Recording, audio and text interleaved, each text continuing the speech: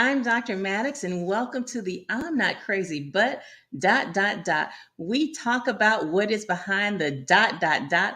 I'm a triple fellowship trained, board certified psychiatrist, and I am thrilled to welcome you today. We are talking about food for thought, food, mood, and self sabotage.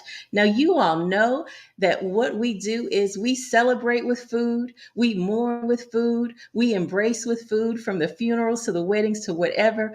And we are today exploring the intimate relationship between what's on our plate and what's going on in our body and our mind. We're going to talk about the impact of those late night trips to the fridge on our psyche and not just our hips. Family, you know what to do. As you are tuning in, go ahead and drop in the chat where you're tuning in from. I have an all-star cast of characters today, and that is with Dr. Monique May. She is a board certified licensed family physician with over 20 years of clinical experience. She's also a two-time Amazon best-selling author of her books, Meal Masters, Your Simple Guide to Modern Day Meal Planning. Yes, I need that in my life. And Doc, Fix My Plate, the physician in the kitchen's prescription for your healthy meal makeover. I need that as well. Family, I think I've just given you two gift ideas as we are going into the new year. She's well known for her kitchen skills. And I'm going to let her talk to you a little bit more about something that she's created as we get into the show. Next, we have one of my favorites, and the Dr. Andrea Reed, psychiatrist extraordinaire. She is also a foodie. She is a part-time plant-based eater, a part-time vegan, or a flexitarian. I'm going to let her tell you what she is, but I understand all of it, let me just say. And then we have one of my favorites, and the producer extraordinaire, former counselor, the Ellis Dean. Thank you all for joining us. I'm so glad that you're here. How are you doing today? We're great. We're great. We're happy to, as they say in Coming to America, we're very happy to be here. Well, good, good, good. And I am happy to have you here as we are navigating the holiday season. Mm. You all know that we self-soothe with food. And we did it a lot during the pandemic, and it added up to COVID calories and pandemic pounds. And now, as we're going into the holiday season, we had uh, October 31st, Halloween. We had November, Thanksgiving, and now we're going into the Christmas season. And we say, what do the lonely do at Christmas? Baby, we eat. What do the happy do at Christmas? Sugar, we eat. What do the bored do at Christmas? We eat. So we are talking today about food for thought. We're talking about food, mood, and self sabotage. What you think, family? And self sabotage and self sabotage. As we're going into the new year, we have on our minds we're gonna get healthy, we're gonna get fine, we're going to the gym, all that. But let's not wait until January. Let's go ahead and talk about some of this foolishness that we do that make the gym necessary. And I see Dr. Monique nodding her head. Dr. Monique, you go ahead and jump in. Well, thank you so much for having me, Dr. Rhonda. And I apologize to your audience for the background noise. I'm traveling. But as you mentioned, I'm Dr. Monique May. I'm a board certified family physician, known as a physician in the kitchen. And I help people, busy people, just like your viewers, discover, cook, and eat healthy plant-based food because my mission is to fix America's health one plate at a time. So, this topic is right up my alley. And what you were mentioning earlier is I've also created a vegan Worcestershire sauce that we can talk about a little bit later. But yes, I think this topic is so timely, not just because of the holidays. This is a year-round topic. But yes, I mean, food, we call it comfort food for a reason, right? Because it comforts us. It gives us, memories of good times, of happy times, of family times, usually. So I'm excited to be here. Thank you for the invite. Absolutely. And family, I did not dare try to say Worcester sauce. Of that, and I knew that you were going to know I was going to reveal my country if I got into it, so I just let her say all of that. But suffice to say, what I was really trying to say is she's a big deal. Okay. She's a big deal, and all of my folks are, but she's a two-time Amazon bestseller author. And so I have utmost respect. Now, as we were talking about the fact that, many times our food will provide a temporary sense of pleasure. It will relieve emotional discomfort when we're stressed or sad or happy or bored. We can have these food cravings. And so emotionally driven eating can actually help, get us there. How do we recognize when it is when we are being triggered by emotions and we're not actually hungry? And I'm going to just put that to all of you, any of you, which whoever wants to jump in. How do we recognize when it's an emotional trigger versus actual hunger? Well, if you don't mind, I'll just jump in because I'm going to defer to the psychiatrist on this question. But I think from a lay perspective, or for the average person, I really think it comes from a place of mindfulness and your mindset of being in tune and aware with what's going on with you, because you may not be able to put a word or a name to the feeling, whether it's anxiety or boredom or anger or frustration. Mm, Something's not right, when we're out of sync, when we're not in balance. And so if you're not physically feeling those hunger pangs, but you are reaching for snacks that are there because you like salt or have you, that typically is an indicator that this is not, you're not eating for hunger reasons, you're eating for the soothing aspect of that food or snack. Is generally what I would recommend. thank you. Anyone else want to jump in with that? I'll say this, and I had this experience last night. So this is just Andrea. This is not Dr. Reed speaking. This is Andrea. I was on the phone with my godmother last night, and I said, I don't know what is going on. Standing in my pantry, not hungry at all. I said, I don't know what's going on, but I am craving sweets, and I'm gonna eat some chocolate chips right now. I'm craving sweets so much. I'm just gonna take a handful of chocolate chips, and that was not an indicator that I was hungry. That was an indicator that I was wanting to avoid the conversation that she and I were having. And that avoidance was going to be stuffed by the dopamine hit that the sugar and the chocolate chips were going to provide me. Mm-hmm. That dopamine hit. Keep going.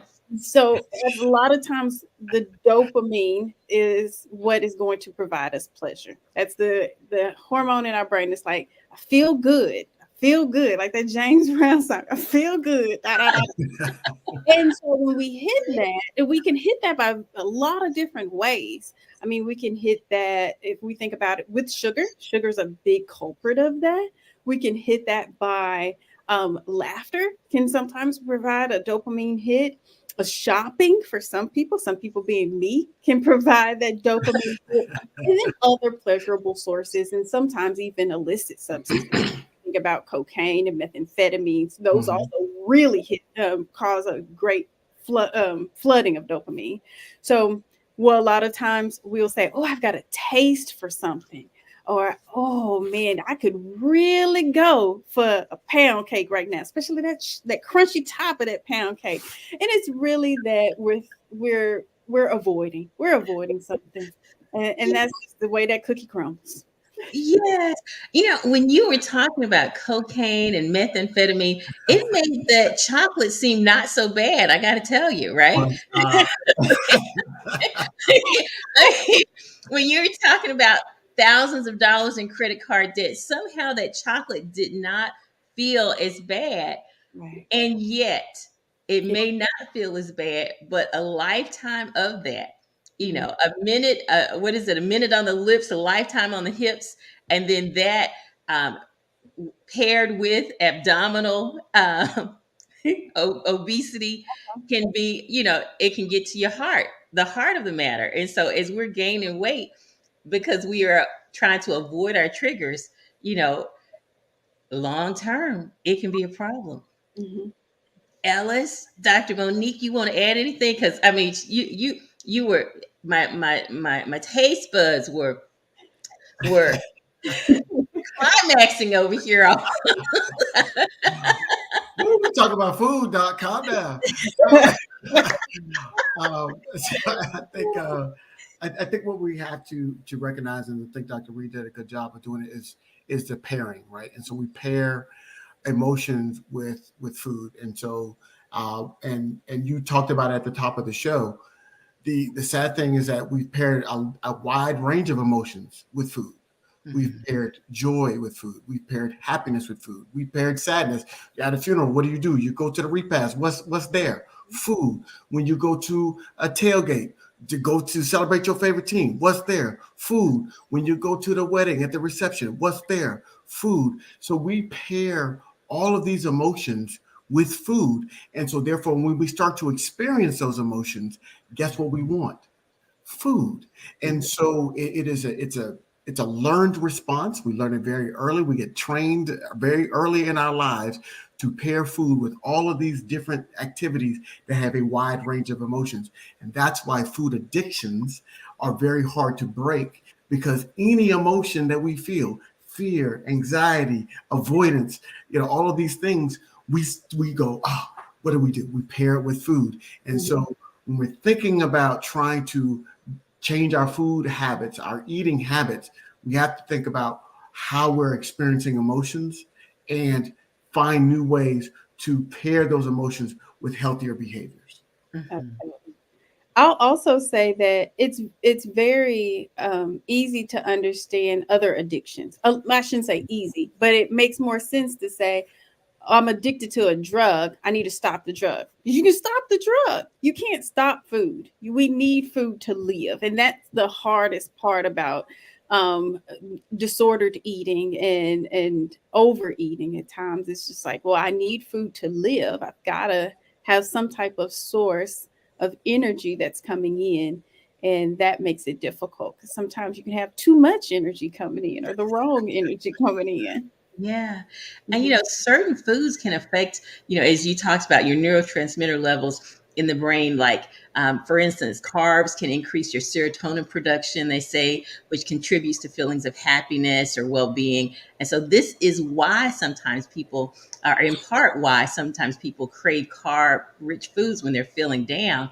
And I think a part of it is just knowing, because many times we don't even know. We don't know the physiology behind it, or any of that, and that's irrelevant. What we know is I've had a rough day. I deserve a milkshake. Like and we put I deserve in there, Uh-huh. a A milkshake, doc, and we back on milk. the I deserve a milkshake, and so milk. we want the connectivity, and we want to avoid. And so now that we're putting it out here for all to see, how do we disentangle? And we haven't even talked about dehydration, because many times when we don't have enough water in us, we think we're hungry, and we're Mhm. really not. So let's throw that in the mix too before we go. Dr. Monique, I see you unmuting. Yes, because you took the words out of my mouth about mistaking thirst for hunger and what that involves, and then but along those lines as well is drinking those liquid calories, because anything other than water, of course, is going to have some amount of calories to it. So you want to make sure that you're not mistaking those two, but also what are you hydrating yourself with? Because actually, by the time you name that you're thirsty, by the time it raises to that level of you're thirsty, you're actually about 10% dehydrated. So it's really important to tune in. The other thing I would say is that I would counsel my patients keep food diaries. And this was something for, patients, they really want to please their doctors, right? As you ladies know. So they think that when they come in and their sugar, their A1C is not at goal, or their blood pressure is not at goal, or they haven't lost their weight. My patients would apologize to me, and I said, well, you don't owe me an apology. I'm still your doctor, and that's not going to change. You're doing this for how it's going to affect you. Because at the end of the day, as I used to tell my non-compliant patients, my toe is not going to get cut off because you ate double helpings at the buffet. Let's just be real. But we're doing this because we want you to be as healthy as you can. And getting or keeping a food diary, 2 weeks. It doesn't have to be a long, term thing. It doesn't have to be anything fancy. But this goes to pairing what you're feeling when you're eating. Jot down what you're eating, where you're eating. Are you in your car? Are you at your desk? Are you with family, at a table? Are you sad, bored, frustrated? What's your spirit feeling like when you're eating? Did you even feel hungry? All those little things. What did you crave? Did you crave something salty? Did you crave something sweet? All of that, as much information as you want to put in there. And then you could, over time, you can start to track patterns. What time of day was it? What was the weather like? Was it, seasonal depression? All kinds of things can factor in. So keeping a food diary can help people start to identify, hey, when this happened at work, I went and ate a pint of ice cream. Or, I had a fight with my significant other and I, did whatever. So things like that I think are really helpful because I barely can remember what I ate yesterday, right? So when you're trying to do a look back, it's helpful just to have that information, in writing or on your phone or what have you, so that you can identify for yourself what your triggers may be, what the setting was, so that you can start to take an action to correct those things. Those are great points. And so, what I heard you talking about was identifying some of your patterns so that you can see your triggers.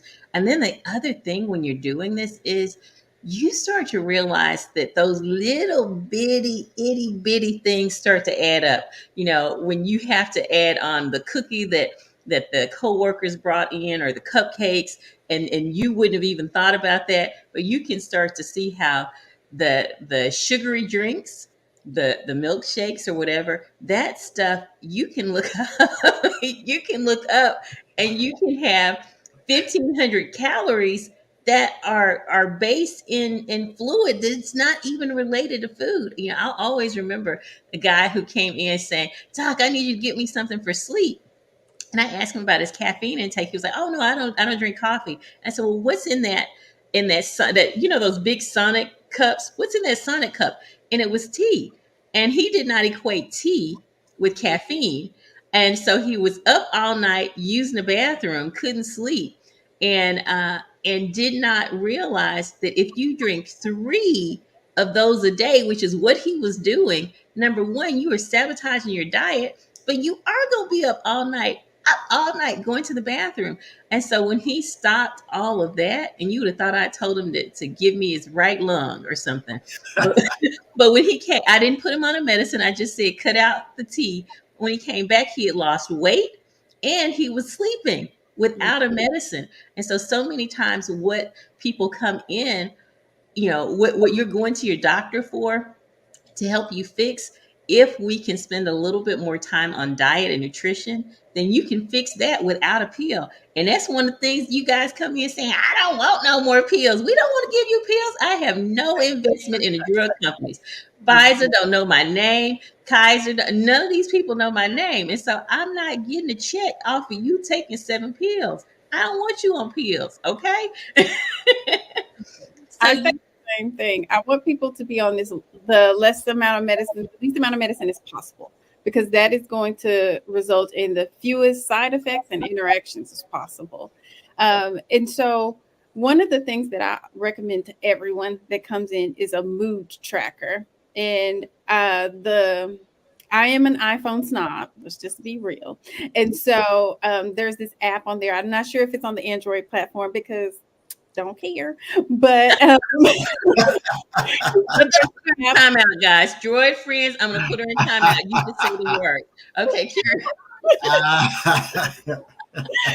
but there's this app called Dailyo, and it's Daylio. It's a green app, got a circle face on it, and it's so easy to use. And I tell people to try to use it in the morning, it's when you wake up, and then at nighttime before you go to bed. And the simplest way to use it is to click on a smiley face, kind of like the smiley faces that are on those hospital boards in the bedroom and the rooms of the hospital exam rooms. And so you just click on the face that associates with how you're feeling.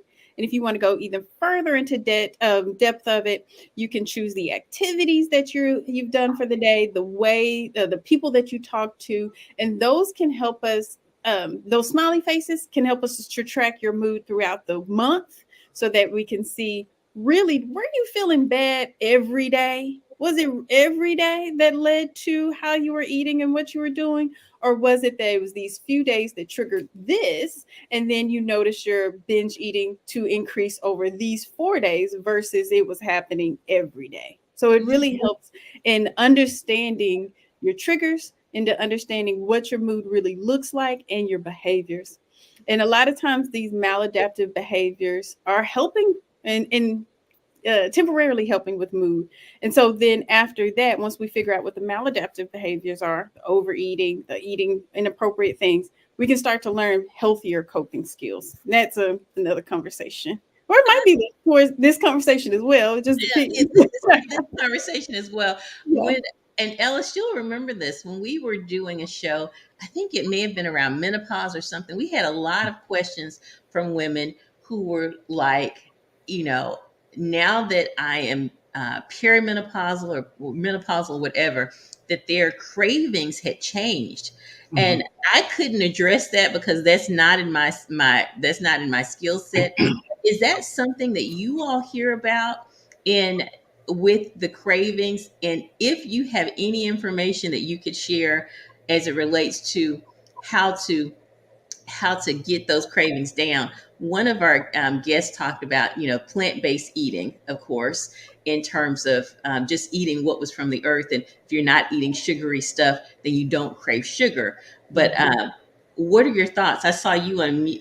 I think maybe both of you have unmuted. So whoever wants to jump in, jump in. So, I, go ahead.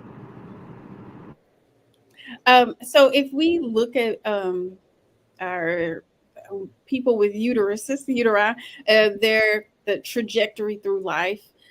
Every time we have a different change in our reproductive health status, things change in regards to our mood, the foods that we crave, the things that we do. So, like at menarche, when you first get your menstrual cycle, you'll notice, especially if you're a mom, your child changes significantly at that period of time, and the behaviors that they do, and so even a lot of times the foods that they eat change. And we think about this as we grow older. Every time that our menstrual cycle starts, that week prior to it, we truly do crave different foods, or we act differently. And sometimes that can be even more severe than typical PMS. That can be what we call premenstrual dysphoric disorder, which is PMDD. And that's really severe. So then we have these monthly changes during our health. And then you have a change at the end where perimenopausal and then menopausal, where things, food, mood, and behavior change as well. A lot of times the activities that we do can help with those cravings. So a lot of times if we exercise in the morning, we can improve our full day. We can improve our mood and the food choices that we make. And we inevitably will increase our water intake at that time too, with that type of change of behavior. And so I always will tell people they don't want to hear it, to increase their walking towards in the perimenopausal and menopausal state, because it can change how you function and the food choices that you make. It does. Mhm. And I would just like to add a word about craving, because not all cravings are necessarily bad. Some cravings are the body's way of telling you that you're missing something. Mhm. And the most commonly known ones are, when people crave, we call it pica, when you're craving ice or starch, clay. Some people, and it's so weird. Like, how do you know? I had an aunt who she told my mom, she said, I just want to eat a box of starch. I was like, how do you know that that's what you want to eat? Like, that to me was just so oddly specific. But she was anemic, and so I would just recommend people make a note, or if there's a change in your cravings, like if you have the same cravings all the time, then that just may be you. But if you're noticing that, as you mentioned, certain times in the month or over your lifespan, that your cravings are changing or becoming what you might think are a little bizarre or weird, definitely go to your doctor, because you may be developing a medical condition that your body is trying to tell you needs to be corrected. Mm. Yeah, and it's interesting. Ellis, Ellis, I know we went down a place where you couldn't add anything, but Ellis, you can add whatever you like to add right now before we move on. What you got? Well, yeah, I'm thinking about, since the show we're in the holiday season, we're getting personal. I was thinking about my own personal um, bad diet habits, and for me, that liquid, those liquids, you're having those that beverage when you get home from work and you say, "Oh, I just need to relax," right? And so that relaxing accelerant is typically alcohol, right? And so you pour yourself a drink, and then your body develops tolerance, and so that For men, you're only supposed to drink 2 ounces per day. Women, 1 ounce per day. But you can get that in a drink, Mm-hmm. and then you need that second one. So now you've already exceeded your amount, and it's a lot of empty calories, right? And so when we're talking about those things, because you put the juices in there, and you put this in there, and you put that in there, and next thing you know, you start experimenting, and then you have to eat a meal on top of that, right? So now you've added thousands of calories that are empty for your body, no nutrients in there, and then you throw a meal on top of that, and then typically, I'm speaking, look, if I'm coming on your block, you ain't got to say amen. You can say ouch. Then we eat that meal that's typically loaded with carbs, and then we sit down on the couch because that's our relaxation time, right? This is the end of the day. We're done. We had a hard day, and we've convinced ourselves that this is how we need to reward ourselves for that hard day. And then we sit, and your body says, "Oh, I've got all these great carbs in here. What am I supposed to do with it?" And you're sitting, so it says, "All right, let's store it," and then we get fat. And so that's really the cycle that a lot of us get caught into. And so what I need to do better, and I'm speaking, from reality, is what I need to do better is not having that after work drink. You could do something that could give you that same relaxation feeling that doesn't require alcohol or anything like that. Going for a brisk walk, a 15-20 minute walk, will give you that same effect, plus the added benefit of the dopamine release in your brain after exercise. So you're going to have a euphoric feeling, and you're going to have that relaxed feeling because you just exercised and relaxed from your day, right, without having the drink. And so there are some things that we have to do, but we have to relearn some behaviors, and we have to teach ourselves some behaviors. We picked up those bad behaviors by doing them repetitively. We have to pick up good behaviors by doing them repetitively. And I think sometimes we tend to want to have good behaviors become instant, right? Mm-hmm. It took us years to develop those bad behaviors. We want that good behavior to be developed overnight. Like, this is not a realistic way to think about it. Yeah. But and there was I pulled up this picture. Hold on, let me if I can. I saw this on Instagram, and I thought it completely encapsulates how we approach our behaviors. And y'all can see this. Yeah. Yeah. Okay. Now, Yes. I think the picture is self-explanatory, but just you see all the people in the line for the pills and surgery, right? Yeah. That's how we want to have our lifestyle changes. We want it in the pill, we want it in the surgery. We want it instant. We don't want to get in that line for the lifestyle change because that takes time and that takes energy and effort. And so we have to recognize that it took time, energy, and effort for you to develop bad behaviors.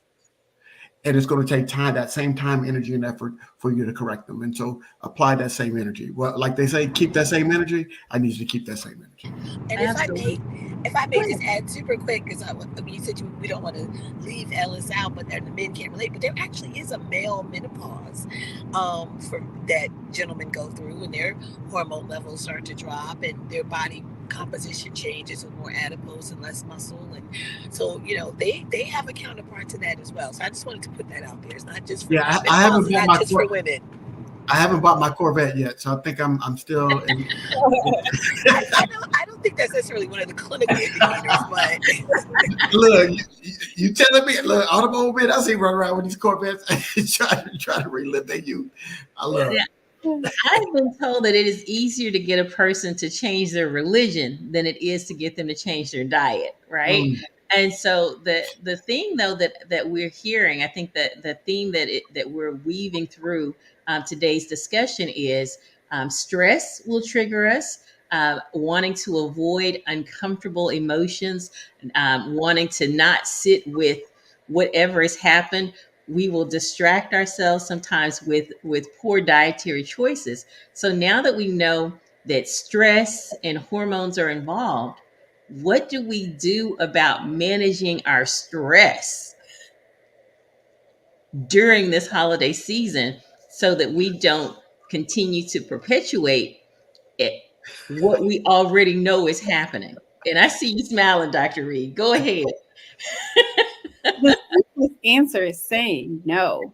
A lot of times we overcommit ourselves, especially during this time. There's a holiday party every Thursday, Friday, Saturday, up until from now until New Year's.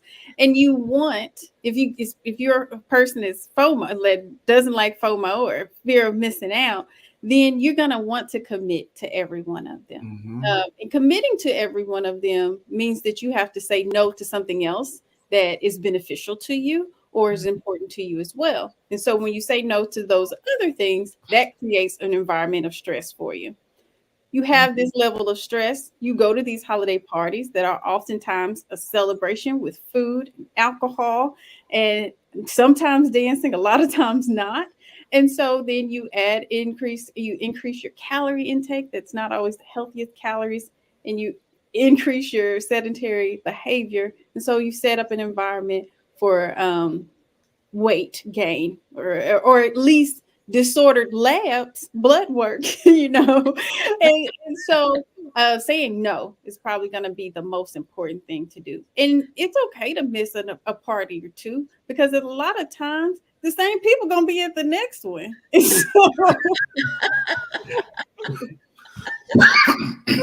I feel seen and heard for the record. I will tell you, Nancy Reagan taught us that just say no is not an easy strategy. It is easier for us to say supercalifragilisticexpialidocious sometimes than for us to say no. Now, with the fact that we know we're going to be hitting up those parties, I'm going to ask you all: Are there some? Are there are there some healthy? And now don't talk to me about no celery. All right, I'm going to go ahead and put that out there. I don't want no celery. I don't want none of that. None of that. You give me some stuff that tastes good that I can eat, because I am going to eat and I want it to be good. So give me something I can do when I go to these parties so that I don't consume 1,500 in one 2 hour setting, but that I'm satisfied when I leave. Dr. Monique, you smiling. The Floyd. Well, and believe me, I feel I too feel seen and heard. But like we talked about earlier, I would say drink water before you go. That's number one. Drinking water so that you take that edge off. You don't want to go to a holiday party starving, because then what is it? You're the saying our mothers used to always say, your eyes are bigger than your stomach, right? And you want to eat everything, all of Yes. the things. So take the edge off by actually eating. I'm sorry, drinking some water and actually having a high fiber snack like an apple or something with complex carbs in it, because that way you are again not likely to want to indulge as much, and also kind of set like a food budget. Be mindful, be purposeful, say, okay, I'm going to indulge or have some of the things, but I'm going to, set a limit as far as what I'm going to eat. And then look for, it's not just celery. I mean, there are lots of other dishes. If you're purely vegan, then your options may be limited to just vegetables, because if they're having charcuterie boards with like salami and things like that, hams, things like that. Of course, you're not going to eat that, or cheeses. So your options may be more limited if you are 100% vegan. I went to a tailgate during GO and I took my own food because I already knew what it was going to be about. Okay, my son is a sophomore at A&T. I went to my very first ever GO, had a great time, but took my own food, and it was something simple like a chickpea tuna salad, faux tuna salad. Some mashed chickpeas, some vegan mayonnaise, a little bit of celery, and just like you would make tuna fish. But I had that with me, and so you might not want to. That might not be the appropriate thing for a holiday party, but again, you can maybe eat something in your car before you go, or just have in mind that I'm going to look for, roasted vegetables or other non or plant-based options that are available. If you're vegetarian and you are eating, cheese and so forth, then you just everything in moderation. And I would say plan to limit things to like your palm of your hand. That's what we define as being a sample. I'm sorry, a serving size. And so if you say I'm going to have this much, and be strategic and plan what you're going to eat, then you are likely to do better. And also too, I would recommend drinking something like a club soda, which has the bubbles in it, that may make you feel full as well. And so you are hydrating, but you're not getting empty calories, and you are still, and it gives you also the idea of you're not drinking alcohol, but you have something other than just plain water. So those are Okay. just some of my tips. Bubbly. So you're I, planning. Go ahead, Ellis. Go No, ahead. I definitely agree. I would say avoid the grazing, and that happens at those parties where you have that big table full of food, and you just But kind of. I like crazy. I know we all like grazing. It feels great, right? We have this all of these selections and available to you. Don't graze. The other thing is, especially, I totally agree. Don't go there hungry, because typically you're going to overeat at that point. And then you might fill up with a lot of sugar. And so sugar fills that up and gets into your bloodstream quicker. And you say, oh, I feel full. So now I'm good. I'm satisfied. But again, there's those empty calories of sugar. And particularly if you're pre-diabetic, diabetic, and like that, that sugar spike is not really good. It's not good for any of us anyway. But typically that we'll do when we'll get there when we're hungry. Don't run straight to the liquor table, right? Because that also empty calories, sugar, we start our inhibitions go down as the alcohol goes up, Yes. and then we tend to overeat more. And so therefore, so we should eat first before we start partaking in any type of alcoholic beverage, because we tend to be a little bit looser with our discipline when we drink alcohol.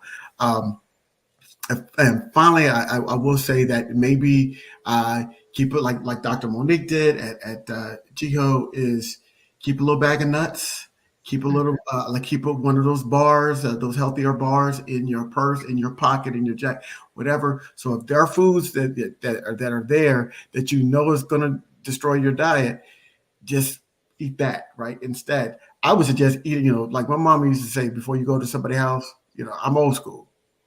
Don't let them think that people think you hungry, right? Right. So my mom would make us eat a sandwich before we went to somebody's house for dinner. They'd be like, "Well, wait a minute, are we going over there for dinner? You're gonna have these people think you hungry." Mama, I love you, but that didn't make any sense. Yes, So, Miss Dean, it made sense. but look, y'all do exactly what I was talking about. So, do the same thing that your mama did, right? Eat your salad before you leave, before you go to the party. Eat you something that's going to be healthier. That's going to start that filling up process. So when you go there, you can graze, but just lightly graze, and then you'll feel more comfortable having the alcoholic beverage, because you've put good food into your body, and then you filled up somewhat before you even got to the event. Absolutely. And now I'm going to pivot a little bit because we've been talking about holiday eating. But let me just say, one of the things that I noticed while I was in med school was that if I ate certain things in the evenings, I was out for the count and I was not going to finish studying. Right. And so, how do we have a lot of kids who've been diagnosed with ADHD, and there are certain foods that really can contribute to more hyperactivity or more cognitive dulling.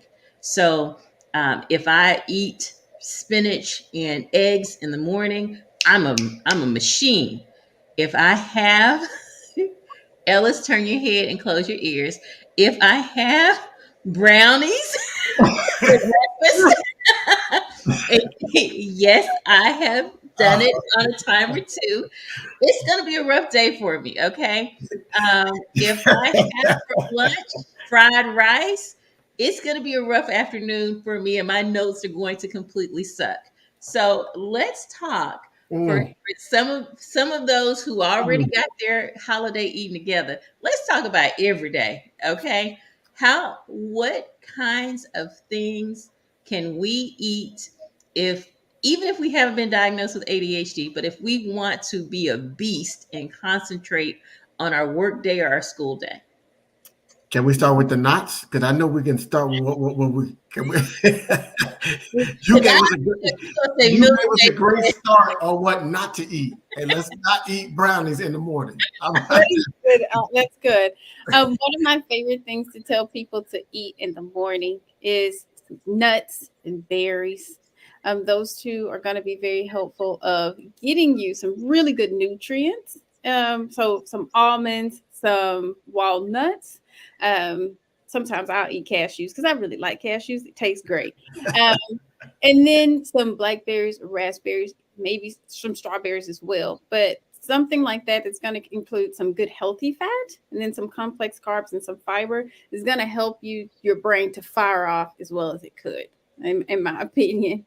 And I've noticed that a lot of my patients do function better when they have something like that in the morning versus our typical Sunday morning brunch. And we all know what Sunday brunch can look like. And so that can have you down for the count by 2 o'clock. Whereas nuts and berries and things of that nature can help you to function fairly well in the morning, especially for those that are not as hungry, because there's some people that don't wake up starving in the mornings. Mm. Mm-hmm. I agree. I would also add that the complex carbs, like the whole grains, like for me, I love quinoa because I don't like oatmeal. I have texture issues. I don't like the way it feels. I don't like the way it looks. But quinoa, which has the essential amino acids, it checks a lot of boxes. It's gluten free, so for people who have those issues, and you can really dress it up as much as you want. I have in my cookbook. I have a quinoa. I have a breakfast quinoa, and I have a savory quinoa because it can be like a chocolate cake. I make like a chocolate cake and quinoa had a baby. This is what it would taste like, and so you can still get some of the mildly sweeter variety of that as well. The other thing I would say as far as what not to eat is going to be those simple carbs. Not all carbs are bad. If you don't want to eat carbs because you don't want to eat carbs, that's you do you. But I don't like when people kind of lump all carbs together and say, well, I'm not eating any carbs. I mean, carbs are a powerful source of energy for our bodies. Our brains operate on glucose, which is a simple carb, which comes from the breakdown of complex carbs. So it's what type of carb you're eating. And those simple processed carbs, typically found in white rice, processed breakfast cereals with all the sugar added, white bread, those are the carbs that your body doesn't have to work to break down. So as soon as you eat it, the glucose gets absorbed into your bloodstream. You get these peaks, and then you crash. And what that means is when your sugar levels start to drop, you may feel lethargic, you may get a headache, you may get nauseous, you're not as sharp mentally. Versus eating complex carbs, like Dr. Reed mentioned, or some of the nuts that she mentioned, the oatmeal, quinoa, brown rice, those things that your body has to work at breaking down. And what the result is a sustained, prolonged release of glucose and other nutrients, so that you're not as likely to have carb cravings, and you're not likely to bottom out or plateau in either the way you feel or the way you think. So that's the key difference. And it hydrated, like we mentioned, but I think it's just staying away from processed. If you and the way you can tell if something is processed, read your label, right? And first of all, let me just go back. All food is processed unless you're eating it right out the ground and you're doing nothing to it. All food is processed. And cutting it, making it smaller, and frying it or baking it, all of those things are processing. Again, it's the type and way that something is processed that determines if it's healthy or ideal for you. So start by reading your labels. If the first 5 ingredients, let's just keep it simple, if the first 5 ingredients contain words you can't pronounce, or sugar, salt, anything like that, you probably don't need to be eating it. So that's kind of a quick and easy approach to that. Good point. And the interesting thing of what she was saying is, as she was talking about the if you can't pronounce it, or it's not, if you can't pronounce it or it has sugar, that lets you know. The other thing is a whole lot of just the packaging, the way it presents or whatever. If you can get it in the vegetable and the fruit aisle, maybe it's a little bit better. But I will say, when you were, as you said, the complex carbs, that we were talking about the cravings, when you're eating those types of foods, they help to decrease those cravings as well. Ellis, you were so expressive. What say you? No, I was going to echo what Dr. Monique was saying, is that I changed my breakfast habit from that sugary cereal that they tell you it's good for you, healthy for your heart. I'm not going to say the name because I don't want to disparage anything, but it was like they always got all these commercials about how it's heart healthy, but it's got a whole bunch of sugar in it. I switched to egg white omelets with some spinach and some diced vegetables, and you can buy them already prepared, so you don't have to. Mhm. It doesn't take a long time to do it. So I know a lot of times people say, "Okay, I don't have the time to do it." You buy your egg whites in a carton. You buy your diced vegetables, your diced peppers, your onions, and some spinach. You drop that in a pan, egg white omelet, and I felt so much cleaner and better. And I had that sustained. If you want to add, you can add a small piece of wheat toast there if you want. If you want some carbs beside it, but those type of things, you get your protein, you get some great vegetables into your system, and limit your salt. And you can add pepper. I like a little spice, so I dice up some jalapenos and put it in there to put a little spice to offset some of the salt. And those things make you feel better. When you're talking about later on in the evening, how do we continue that? Because you're going to, and let me just say this for the folks, we're giving this great advice. Give yourself some grace on that transition period. All right. Mhm. Just say that straight up, because it's not going to feel the same way as your coffee and your muffin. Mhm. It's not going to feel the same as your coffee and that donut. I'm just going to tell you straight up. Over time, your body's going to thank you. But at least initially, what you're going to feel is more mental than physical. But you're going to somaticize. I'm using a big word right there. We're going to somaticize what's happening in there. Oh, it's not the same. I miss my donut and my Danish and my. No, you don't. Your body doesn't. Your body's just adjusting to. Oh, well, you put something new in. So give yourself some grace on that. Keep at it. Again, what do we say? It takes time, effort, and energy to develop bad habits. It's going to take that same time, effort, and energy to get rid of them. But I promise you. And then in the evening, what I typically do is what Doc is talking about: the quinoa, the complex brown rice, smaller hand-sized portion or less, table a plate or a bowl full of vegetables, as little processing as possible, maybe a little olive oil, garlic, whatever. And then and I'm like you, Dr. Red. I'm a flexitarian. For those of that don't know, that means you eat a little piece of meat, So, so, but what I do is I take that chicken breast, that boneless, skinless chicken breast, and instead of cooking the entire thing, because you feel the desire from your mama again, Mhm. to make your plate, what you do is you cut it up into smaller pieces, and you're going to find yourself eating about half or less than half of that chicken breast, because the smaller pieces you eat more, you mix it in with the vegetables, and then over time you're like, oh, I didn't eat the whole thing, and now you can reduce your meat intake. So those are some tricks that I have employed over the past several months to change my eating habits. Finally, I will say this: do not get seduced by what you see in the mirror in terms of your body, right? Some people's bodies are going to be naturally thin. It does not mean that they don't have health issues. Some people's bodies are going to look a little bit fuller, a little bit fluffier. Some male bodies look a little bit more muscular than others. Please, please, please go to your primary care physician and get your baseline numbers. And that number is not on the scale. That number is based on your blood pressure, your waist circumference, your blood sugar. Those numbers are within your cholesterol. Those numbers are the numbers that I'm talking about. Get your baseline and then get them checked periodically. You can buy a blood pressure cuff for your home, so you can take that. You can get a pulse oximeter for your blood oxygen level. All of these things you can do at home. But get your baseline. Know what works for you. And black people, we have had a whole show about BMI and black women in particular. Throw that number out, okay? If you want, it's okay. The BMI is some foolishness. If your numbers are good, work with your doctor and then change your diet. That's and I'm through.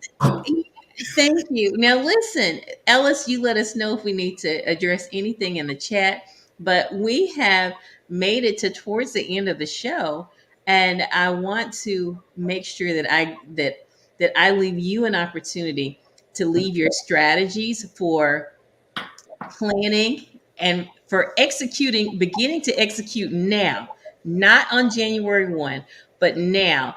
And so I like to get a running start in December. So in January, I have my paired habits and that kind of stuff. What strategies would you suggest to those who are listening in use in order to not self sabotage when they are stressed, overwhelmed or otherwise just Yeah. if you can't find a word for it, so that they don't overeat to self-soothe. Yeah. And so I know that it is hard to go from a fully processed, fat laden, simple carb meal to eating clean, where you have whole foods, plant based, boneless, skinless chicken breast. Like it's very difficult to go from that to that overnight. Yes, your body will be confused, and it's a good confusion, but it's really difficult to go from that. So for my people that I see, I try to ask them to substitute at least one thing that they're typically eating in a meal for something that's, if we go from like good, better, best. And so let's say French fries are good. Can we switch to better, which would be a baked potato, or can we switch to best, which would be a sweet potato in that meal? So doing little incremental changes like that can help hold like overall. The other thing in regards to eating when stressed and at home, try not to buy it. Like for me, I had to resort to chocolate chips because I legitimately had nothing else. I had nothing else. I had chocolate chips, blackberries, and raspberries. And did I choose the chocolate chips last night? I did. Okay. A human, not a robot. And that's the thing. I'm also very okay with having made that choice last night because I know that that was one singular choice. And that we are humans and we're not going to make the best choice every day. Today, I will choose berries if I do. Because I mean, I'm thinking about it, I'm talking about it, I'm going to do it. And so give yourself grace. Try to do the good, better, best changes with your meals. And then when it comes to holiday parties, if we're thinking about that again, you know when something like don't put everything on your plate. Like everything doesn't belong there. Some foods you already know that's gonna not taste good. Like you know so and so's potato salad is not the best. Don't put it on your plate because if you put it on your plate, there's a high chance that you're gonna eat it. Then you're gonna be upset because you ate something that was nasty. Just leave it off. Okay. And so try to just do that. And those are my and then drink water. A lot of times, like y'all said, we don't drink water. Try to drink water, a bottle, and then wait 15 minutes and see if you're still hungry. And then you can eat at that point. I love it. Drink water. If you botch up a decision, it's one decision and you can do better the next go round. Yeah. Good, good, good. And think good, better, best, or something along those lines Yeah. to make better choices. Dr. Monique. Similar along the same lines what Dr. Reed said, reframe your thinking as opposed to thinking what I can't have, think of it as what you can have. And for me, that's one of the fun things about being plant-based or vegan, is that how can I recreate something? How can I substitute that? For those who are not interested or don't have the time to do that, you can still implement that by, like she said, doing a good, better, best, or just reframing the way you're thinking. Because when you think of it as, oh, I can't have this or I can't do that, then it becomes, people are averse to negative things, to punishment. But if you enable yourself, if you allow yourself to know that, yes, I can have, it's the holidays, I want to have, grandma's red velvet cake. I'm going to have, you know, a piece this big or something like that, as opposed to saying I can't have it, and then you get all the guilt when you do eat it because you told yourself you can't have it, versus Mhm. allowing yourself to have it and to enjoy it and to the other thing I would say is slow down. Sometimes we overeat because we are eating too fast. Slow down. No one is coming to take the food from you. Like just be mindful, be present. Let your taste buds actually do their job and taste the food, and just put your fork down between bites. All those little kind of etiquette things that we've learned, or just good table manners, do that, because you may find that you take less in, and you're not looking at your plate like, oh my god, where did it all go? I don't even remember eating it all. So that's my recommendation. I love it. Put your fork down between. Give yourself the latitude to enjoy that. How many times have we been craving chocolate and then we ate everything but chocolate. And then at midnight, we went and consumed a gallon of chocolate ice cream. So go ahead and address. Woo, you feel like this feel like a confessional. I don't know. I don't know. No, it was not. It was I didn't know you was Catholic, Dr. Rhonda, but you are. no, but we go and we overindulge in something ridiculous. And so if you have the craving and you have and you have something, go ahead and give yourself the opportunity to have a small sample of it so that you don't overindulge. So don't buy the family pack of chocolate chips. Maybe Mhm. get the sample pack of it so that Uh-huh. if you indulge, Small. I'm trying to decide if I'm going to let Ellis have his final say. What say you all? Should I let him speak again, or should we go ahead and reject him? I feel the shade. I don't know. This is support. I'm your accountability partner, Dr. Maddox. That's Now, all. Ellis is That's my all I'm big doing. brother who talked bad about me in front of all my friends. Okay. Okay, so my last statement is this, and as you're talking about it being December, and we know January 1st, everybody makes all of these New Year's resolutions. So first thing I will say is this: don't do it. Right? Don't make it a resolution. Why? Because research says that only 9% of Americans that make resolutions complete them. 9%. In fact, research goes on to show that 23% of people quit their resolution by the end of the first week, and 43% quit by the end of January. So you're already at almost over nearly 50% of people are done by the end of January. And what does that quitting do? It gives you the opportunity to quit again. Mm. So you start new habits. So we start breaking down those barriers, and it also erodes your self-esteem, because if you set a goal for yourself and you don't achieve it, you quit, you drop, and it lowers your self-esteem. And when we do that, we feel bad, and then we overeat. So we create a cycle by doing that, by creating these New Year's resolutions that we are not, statistically speaking, only 9% of the people are actually going to complete them. We'll take that off the table. So what do we do? How do we do this? We do this by incremental. We do this incrementally. And Dr. Monique and Dr. Reed gave some great tips on how to do it, right? Do it in a way that makes the most sense for you. You have to devise your plan. You can't look at somebody else and what they did and how they did it, and I'm gonna copy that. No, find what's best, what works for you, and get into that rhythm. I love what Dr. Monique said about the mindset change. Don't say what you can't eat. Say what you can eat and be creative. Finally, what I will say is this: plan your time, right? If you know you're going to be out and about throughout the day, prepare some snacks, because there's a lot of fast food and there's a lot of food, especially you go to these restaurants filled with sugar and salt and all these other things. But you say, oh, I don't have time to eat. I don't have it. You need to be fueling your body throughout the day and find those ways. And sometimes we can't always find a Seasons 52 or somebody, a Kale Me Crazy, whatever those salad places are, whatever it is, you can't find them. And then now you end up going to a place that you know is bad for you, and then you feel guilty. Have some food, prepare. Dr. Monique, she was going to a HBCU homecoming tailgate. Okay. I have not seen any good food that's good for your body at an HBCU homecoming tailgate. Okay, it doesn't happen. It don't go together, like they say. That don't go together.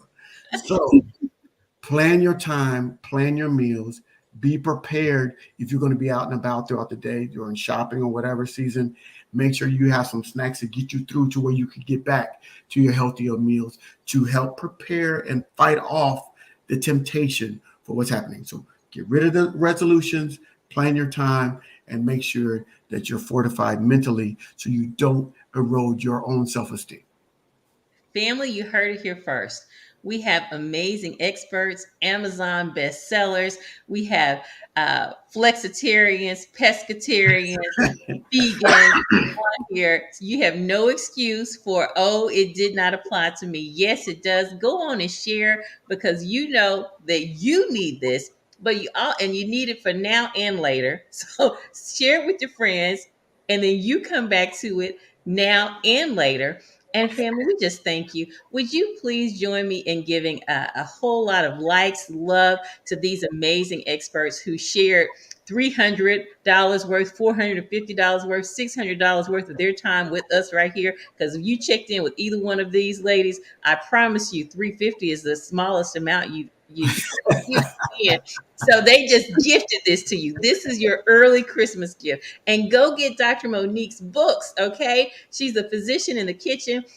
Reed and Henderson, Dr. Andrew Reed, our own Ellis Dean. We appreciate you all for coming. Step outside of your comfort zone, make an impact, and prepare to walk into the new year the healthiest version of yourself. I will see you same time, same place every Thursday from 11 a.m. to 12 p.m. Central Standard Time, 12 to 1 Eastern. Bye bye.